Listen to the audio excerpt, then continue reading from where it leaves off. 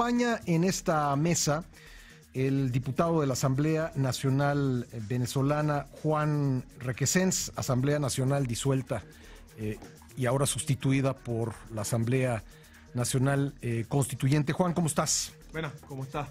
Placer poder estar contigo aquí, escucharte y hablar con los oyentes. Bueno, ¿hace cuánto que estás en México? Hace una semana. Llegamos el 14 de febrero por Bogotá a DF, fuimos primero a Baja California y estuvimos en Tijuana y en Tecate, y ahora nos encontramos pues en Ciudad de México. Muy bien. Bueno, llegas en momentos en que internacionalmente se conoce la decisión de la oposición venezolana de no participar en las elecciones del 22 de abril. Cuéntanos el contexto, ¿por qué se toma esta decisión por parte de la oposición de dejar solo al oficialismo en las elecciones presidenciales? Mira, nosotros tenemos 20 años de una dictadura que ha venido consolidándose en las instituciones, evitando la separación de poderes, socavando el Estado de Derecho y respetando la Constitución. Tenemos 20 años en un proceso en el que hemos venido denunciando con mucha fuerza lo que han sido los fraudes electorales, porque no es la primera vez que lo hemos vivido, no fue la primera vez el año pasado. Perdón, te pregunto, ¿qué edad tienes tú? 28. 28. Tú tenías 8 años cuando llegó Hugo Chávez al poder. Sí. Sin embargo, en ese proceso, pues, logramos nosotros articular a la gente, logramos compenetrar, articular, agitar y construir una gran mayoría. En el 2015 nosotros, a pesar de muchos elementos fraudulentos que caracterizaron la elección, nosotros logramos vencer a la dictadura en ese entonces en un proceso electoral que ella desde el día 1 empezó a desconocer. Desconoció primero anulando el proceso en un estado y así evitando que se juramentaran 4 diputados. Sí. Luego no reconocieron las leyes, declararon inconstitucionales cada uno de los acuerdos a los que nosotros llegamos en el Palacio.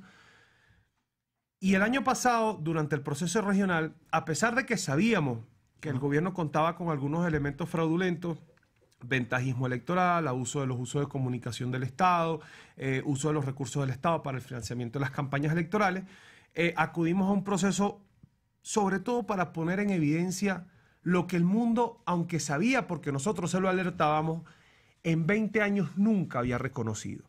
El 2003 nosotros cantamos fraude, en el 2005 la oposición cantó fraude, en el 2013 la oposición cantó fraude, sin embargo los países de la comunidad internacional nunca habían querido reconocer este elemento fraudulento y la ruptura del Estado de Derecho en Venezuela. Sin embargo, en el año pasado, en las elecciones de gobernadores, fue tan evidente el descalabro, fue tan evidente el fraude por parte de la dictadura que por fin no solo los países de América Latina, la Unión Europea, Estados Unidos, países del occidente democrático, lograron aceptar que las elecciones en Venezuela eran fraudulentas. Esto también debido al proceso de la Asamblea Nacional Constituyente, como tú bien conoces. Eso nos llevó a una dura crisis en Venezuela estos últimos años, estos últimos meses, y en una mesa de negociación que había, además mediada por el Grupo de Lima, donde participa México también, la exigencia más importante de la oposición eran las condiciones electorales adecuadas para poder llevar adelante un proceso electoral justo, transparente y apegado a la ley.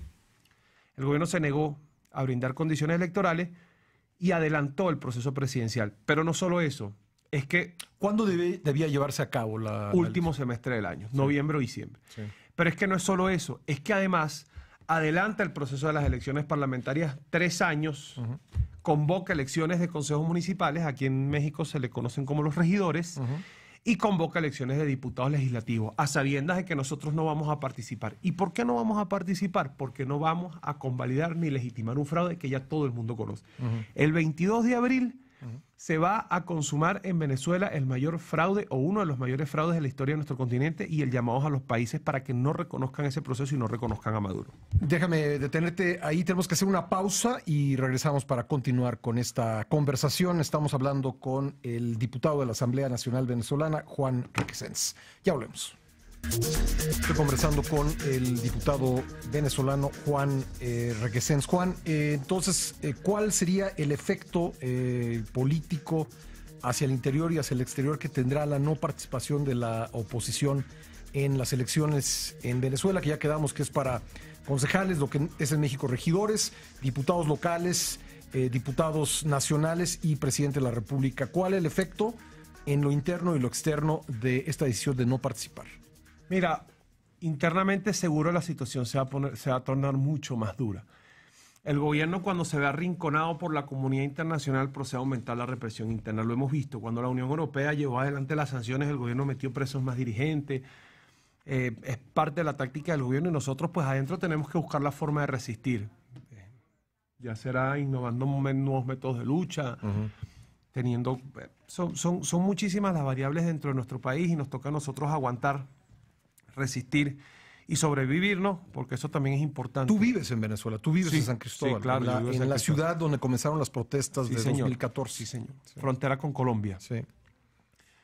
Sin embargo, afuera nosotros hemos venido haciendo un llamado, es parte del llamado que estamos haciendo. Ya yo, hace 5 o 6 años, cuando me tocaba viajar un poco para visibilizar la crisis en Venezuela, siempre decía que estábamos llamando al mundo a que volteara sus ojos a Venezuela. Ya no. Ya aquí en México, y quiero agradecer no solo la cordialidad de los mexicanos, son como los venezolanos, son muy cordiales.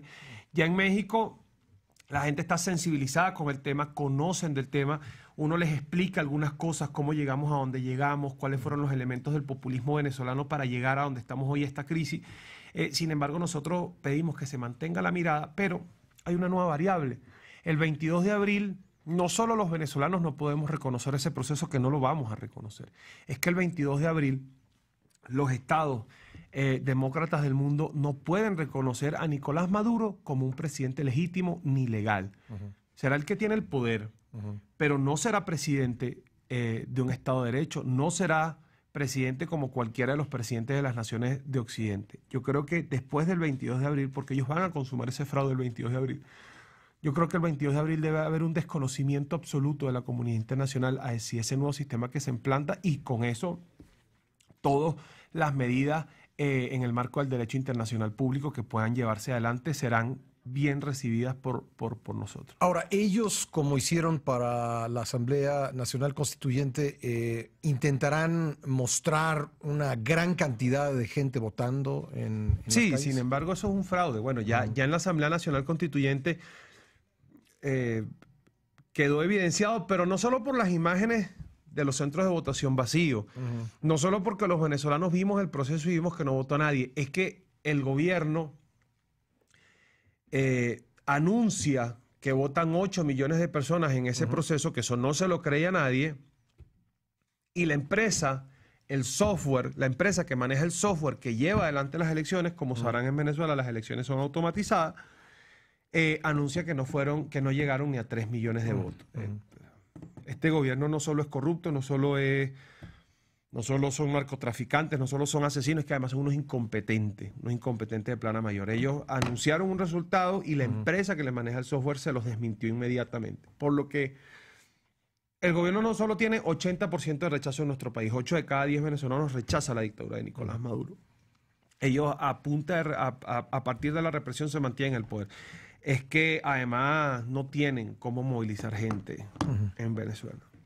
Estaba viendo un dato el otro día que lo que cuesta hoy un libro en Venezuela es lo que hace pocos años valía una casa. Es decir, el número de bolívares, la cantidad de bolívares que necesita uno para... Mira... y ahora han lanzado una criptomoneda. Bueno, eso no es una criptomoneda. Empezando por ahí, porque no cumple el parámetro básico para hacer una criptomoneda. Sabrás que para poder tener una criptomoneda tiene que ser descentralizada, tiene que tener capacidad de minería descentralizada. Eso simplemente, ya lo decía el diputado José Guerra, la criptomoneda es simplemente un bono de deuda pública digital. El gobierno está buscando cómo poder vender unos nuevos bonos para poder así retribuirse. Y está vestido de criptomoneda. Sí, pero no lo es. No lo es porque no tiene ni la capacidad de minarse. El bolívar está absolutamente devaluado.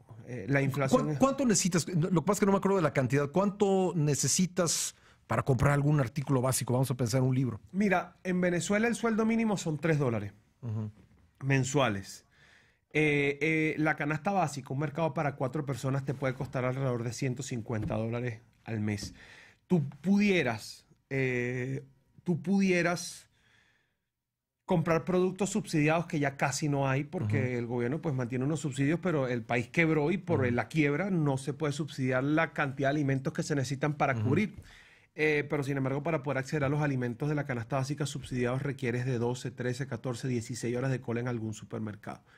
Yo lo digo en modo de broma, pero no lo es. Un Oxxo aquí en México tiene más productos que uno de los supermercados, que cualquier supermercado grande de Venezuela. Sí, la devaluación es muy grande, la devaluación es inmensa. En Venezuela ingresaron por concepto de renta petrolera 1.500.000 de millones de dólares, 5 veces el Plan Marshall. Le da esa frase a algunos amigos.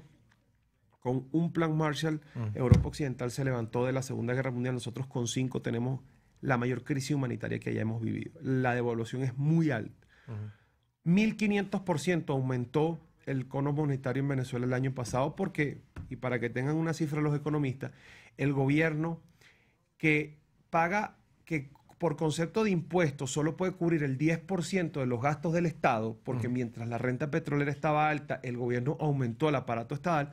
Hoy, el 90% de los gastos del Estado los paga el gobierno imprimiendo billetes, sin ningún tipo de soporte. Y por eso los aumentos que tiene que decretar... 13.000% se calcula la inflación este año en las cifras más modestas. De enero del año pasado a enero del 2018, la inflación fue de 4.000%. Bueno, pues ahí están los datos terribles de lo que pasa en Venezuela. Juan, te agradezco mucho que hayas venido a comentarnos esto aquí al programa. Gracias a ti, hermano, y estamos a la orden. Gracias. Juan Requesens, diputado de la Asamblea Nacional, todavía vigente, hecha a un lado, pero todavía vigente en Venezuela, según me dice Juan Requesens.